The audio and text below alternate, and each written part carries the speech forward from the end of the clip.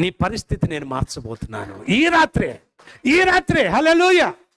ఆ రాత్రి దానియేలు జీవితం, షడ్రక మేషక అబేద్నెగోల జీవితంలో దేవుడు తన దర్శనమిచ్చి ఆ మర్మమును బయలుపరిచి సమస్యకు కారణం ఏంటో తెలియజేశాడు, సమస్య పరిష్కారాన్ని కూడా తెలియజేశాడు. ఆమేన్.